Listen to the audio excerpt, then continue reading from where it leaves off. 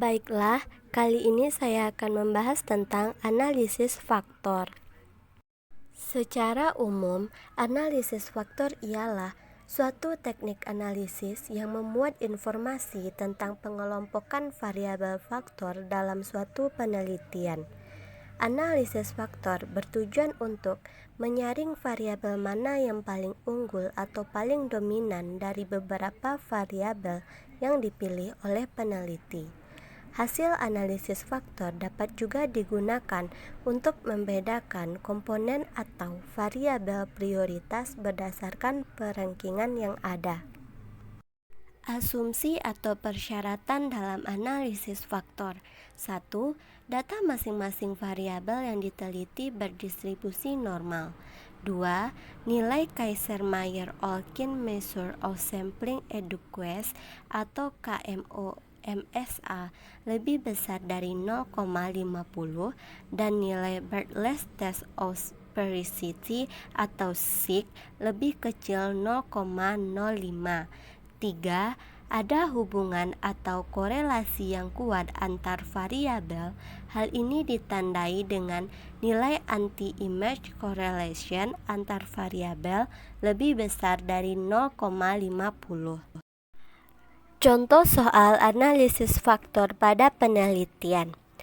Seorang mahasiswa semester akhir ingin melakukan penelitian tentang analisis faktor. Faktor yang mempengaruhi kepuasan pelanggan terhadap pelayanan PT Telkom Solo.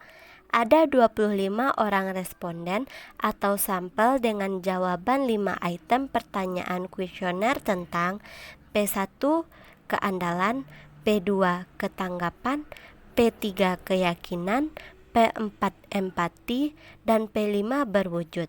Pertanyaan tersebut adalah jenis pertanyaan positif, di mana setiap pertanyaan memiliki 5 pilihan jawaban dengan penskoran sebagai berikut. 1. Sangat tidak puas, skornya 1. 2. Kurang puas, skornya 2. 3. Cukup puas, skornya 3. 4. Puas, skornya 4. 5. Sangat puas, skornya 5. Adapun data penelitian yang akan dilakukan analisis faktor adalah sebagai berikut. Langkah-langkah analisis faktor dengan SPSS. 1. Buka lembar kerja baru SPSS, lalu klik variable view untuk mengisi name, desimal, label. 2. Selanjutnya klik data view, kemudian masukkan data keandalan ke kolom P1, data ketanggapan kolom P2, data keyakinan kolom P3, data empati kolom P4, dan data berwujud kolom P5. 3. Dari menu SPSS, klik Analyze, kemudian Data Reduction, kemudian Faktor. 4. Muncul kotak dialog Faktor Analyze. Selanjutnya, masukkan semua variabel ke kotak variabel, lalu klik Deskriptif. 5. Muncul kotak dialog Faktor Analyze Deskriptif, kemudian berikan tanda centang pada initial solution, KMO and Bartlett's Test of Sphericity, dan anti-image, lalu klik Continue. Selanjutnya klik Extraction, maka muncul kotak dialog Faktor Analyze Extraction, berikan tanda centang pada Unrotated Factor Solution dan Script Plot, lalu klik Continue. 7. Berikutnya klik Rotation, maka muncul kotak dialog Faktor Analyze Rotation, lalu aktifkan Varimax dan beri tanda centang pada Rotated Solution, lalu klik Continue. 8. Kemudian klik Scores, maka muncul kotak dialog Faktor Analyze Factor Scores, lalu aktifkan Save as Variable, lalu klik Continue. 9.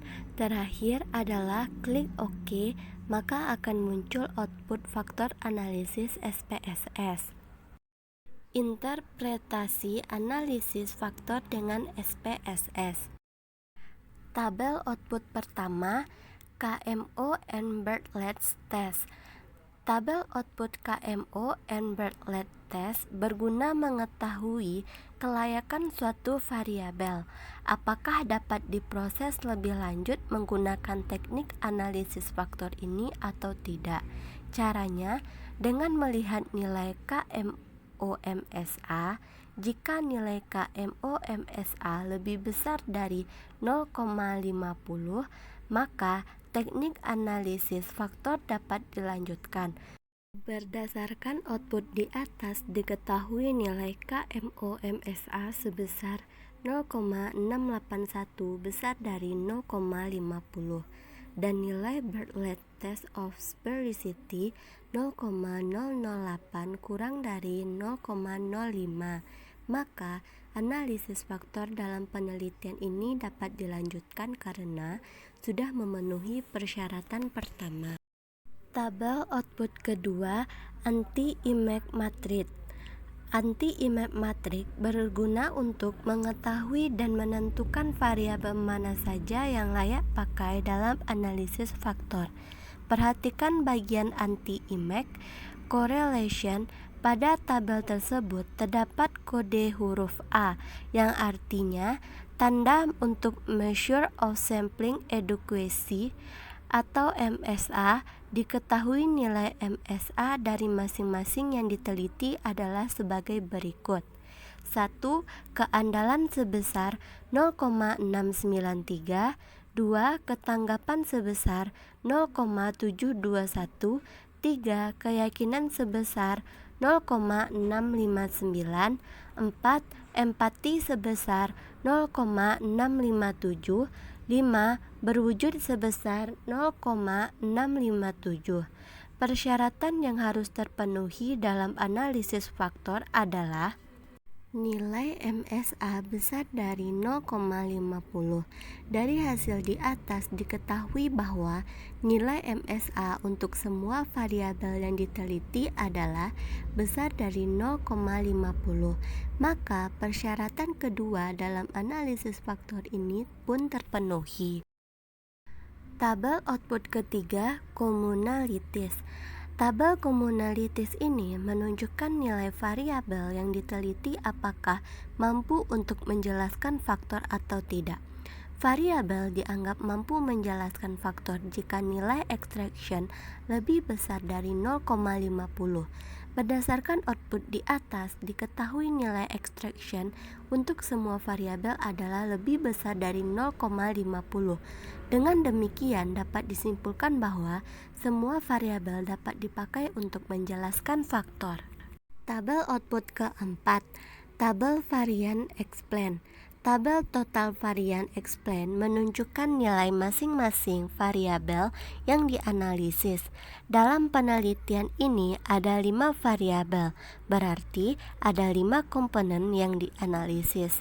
Ada 2 macam analisis untuk menjelaskan suatu varian, yaitu initial eigenvalues dan extraction sum of squared loading.